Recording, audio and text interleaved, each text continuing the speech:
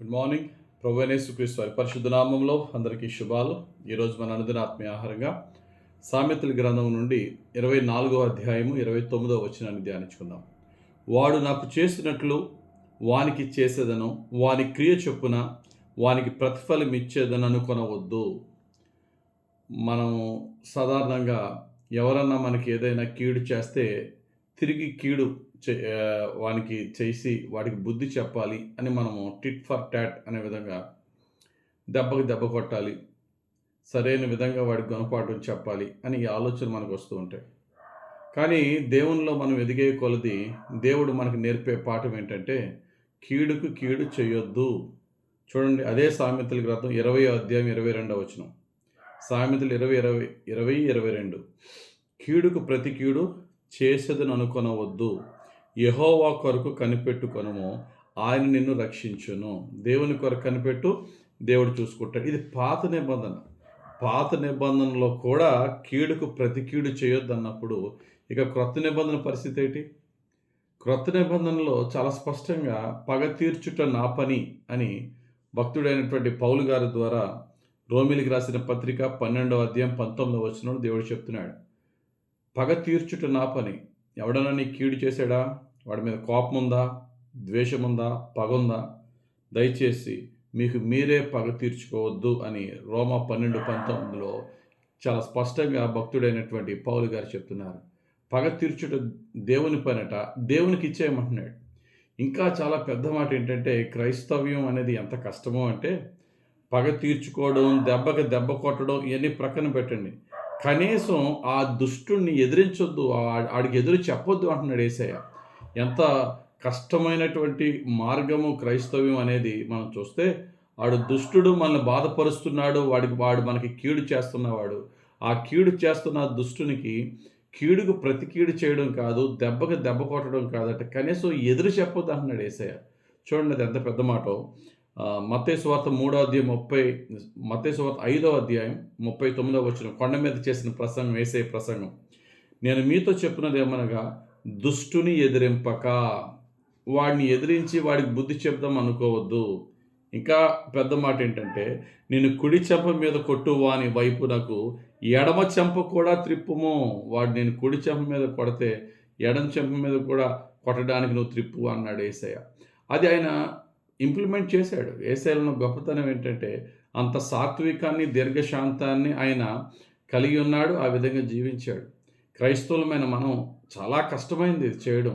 అయితే దినదినము క్రీస్తులో బలపడే కొలది, పరిశుద్ధాత్ముడు క్రీస్తు రూపంలోనికి మనల్ని మార్చే కొలది ఆ రూపం వస్తుంది, కానీ ఒకేసారి రావడం అంత ఈజీ కాదు. అయితే తెలుసుకోవాల్సిన సత్యం ఏంటంటే, ఎంత ఎక్కువగా మనం సాత్వికము, దీర్ఘశాంతముతో మనం ఉండగలుగుతామో, ఎంత ఎక్కువగా కీడుని మనం భరించగలుగుతామో, అంత ఎక్కువగా క్రీస్తు రూపంలోనికి మారగలము.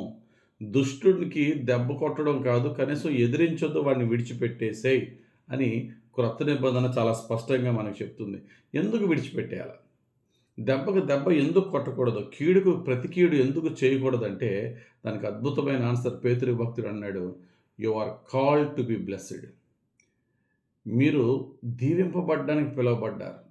మీరు దేవుని యొక్క అద్భుతమైనటువంటి ఆశీర్వాదాలకి, ఆయన గొప్ప స్వాస్యాన్ని పొందుకోవడానికి మీరు పిలువబడ్డారు. గనుక ఇటువంటి డిస్ట్రాక్షన్స్కి మీరు ఇటువంటి దేవుని యొక్క కృప నుండి, దేవుని యొక్క ఆశీర్వాదం నుండి పక్కత్రోవ పట్టించే వాటికి మీరు ఏమాత్రము కూడా చోటవద్దు. చూడండి ఆ మాట, పేతురు రాసిన మొదటి పత్రిక 3వ అధ్యాయం 9వ వచనం, ఆశీర్వాదమునకు వారసులవుటకు మీరు పిలవబడితిరి గనుక కీడుకు ప్రతి కీడైనను, దోషులకు ప్రతి దోషనైనను చేయక దీవించుడి. ఇంకెంత కష్టమో చూడండి. కీడుకి ప్రతి కీడు చేయొద్దు అన్నాడు, దోషునికి ప్రతి దోషణ చేయొద్దు అన్నాడు, అసలు వాడిని ఎదిరించొద్దు అన్నాడు. ఇంకా మీరు దీవింపబడాలంటే ఆ వ్యక్తిని దీవించండి. ప్రభా, బిడ్డని క్షమించు ప్రభా, ఆ వ్యక్తిని క్షమించి శిక్షించకుండా కరుణించు ప్రభా, అతనికి నీ కృప ఇచ్చి దీవించు ప్రభా అని హృదయపూర్వకంగా ప్రార్థన చేయగలిగితే ఖచ్చితంగా మనం దీవింపబడతాం. మరి అతడు చేస్తున్న కీడు విషయం ఏంటంటే ఆ దేవుడు చూసుకుంటాడు. అయితే అతను మార్చుతాడు, లేకపోతే అతడు మనకి అన్నడు కీడు చేయలేని విధంగా చేస్తాడు దేవుడు. కాబట్టి ప్రియులారా, ఈ వాక్యాలు మనం పాటించగలిగితే ఎంతో ఆశీర్వాదం. భక్తుడైన దావీదు పాటించాడు. సౌలు దావీదును చంపడానికి ఎన్నిసార్లు ప్రయత్నించినా దావీదు సౌలుకు దొరకలేదు, కానీ సౌలే దావీదు దొరికేవాడు. కానీ దావీదు కీడుకు ప్రతి కీడు చేయలేదు. దాన్ని బట్టే సౌలు వంశములో ఉన్న, సౌలు గోత్రములో ఉన్న, సౌలు కుటుంబంలో ఉన్న రాజరికాన్ని కంప్లీట్గా తీసేసి దేవుడు దావీదు చేతికిచ్చాడు. దావీదు పిల్లల పిల్లల పిల్లల తరాలు ఆ రాజ్యాన్ని ఇశ్రాయేలుకు రాజులుగా ఏలారు. అంత గొప్ప స్వాస్యాన్ని పొందుకున్నారు. ఎంత ఎక్కువ కీడు సహిస్తే, ఎంత ఎక్కువగా శత్రువుని సహించి భరించి దీవించగలిగితే అంత ఎత్తైనటువంటి స్థితికి, అంత హెచ్చైన ఆశీర్వాదానికి వారసులను దేవుడు చేస్తాడు. ఆ విధంగా ఉండటానికి పరిశుద్ధాత్ముడు మనకి ఓర్పు, సహనము, సాత్వికము, ప్రేమను అనుగ్రహించి మనల్ని దీవించునుగాక. ఆమెన్. పరిశుద్ధుడా, ప్రేమ కలిగిన తండ్రి, ఇచ్చిన ఈ వాక్యం బట్టి వందనాలు. ధ్యానించిన వాక్యం మా లైఫ్లో మేము ఇంప్లిమెంట్ చేసి నీ యొక్క గొప్ప ఆశీర్వాదాలకి వారసులమై దీవింపబడే భాగ్యం, నీ గొప్ప శ్రేష్టమైన ఆశీర్వాదాలని అయ్యా మా స్వాస్యంగా, నీ ద్వారా మేము పొందుకునే స్వాస్యంగా పొందుకుని దీవింపబడి నీ సాక్షులుగా బ్రతికి నిన్ను సంతోషపరిచే జీవితం మాకు అనుగ్రహించమని యేసుక్రీస్తు వారి పరిశుద్ధ నామములో ప్రార్థించి వేడుకొంచున్నాము తండ్రి. ఆమెన్. తండ్రి యొక్కయు, కుమారుని యొక్కయు, పరిశుద్ధాత్మ దేవుని అభిషేకం హెచ్చుగా మనపై దిగి వచ్చి మనల్ని దీవించును గాక. Amen, amen, amen. God bless you. Have a very blessed day.